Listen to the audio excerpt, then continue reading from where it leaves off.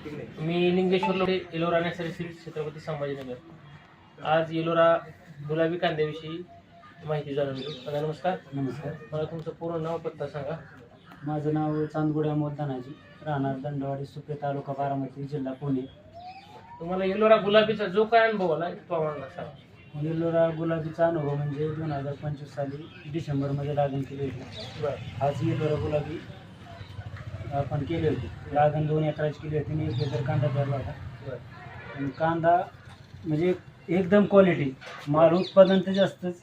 उत्पादन म्हणजे सांगायला झालं तर एकरात पेरणीचा कांदा 400 पिशवी निघली होती अच्छा. आणि लागणीचा 400च्या वर म्हणजे 425 पिशवीच्या वरची कांदा गेला होता. रोग पडला नव्हता काय, कारण डिसेंबरची लागण होती.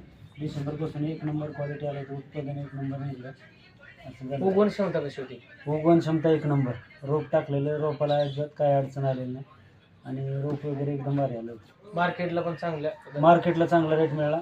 त्यातला 1.5 एकर कांदा वाखारीला आपण ठेवला होता, तो बी चांगला रेटने गेला. म्हणजे टिकवण क्षमता कशी वाटली? टिकवण क्षमता बी 1 नंबर होती. मस्त टिकवण क्षमता. 3.5-4 महिने आपण तो वाखारी कांदा ठेवला होता. मार्केट आल्यानंतर आपण फोडला. परिसरातील शेतकऱ्यांना काय सांगेल? परिसरातील म्हणजे आमच्या गावातल्या शेतकऱ्यांना तुम्ही सांगितलेलंच आहे. आणि या व्हिडिओच्या माध्यमातून जर कोणाला सांगायचं असेल किंवा माझ्याकडून जर हा एलोरी गुलाबी कांदा 1 नंबर क्वालिटीचा कांदा आहे, तुम्ही उत्पादन करून बघा. आत्ताचं सीझन बी चालू आहे, तरी हा कांदा करा तुम्ही एकदा पहा. रिझल्ट 1 नंबर आहे. आपण 3 एकर पेरणी केलेली होती.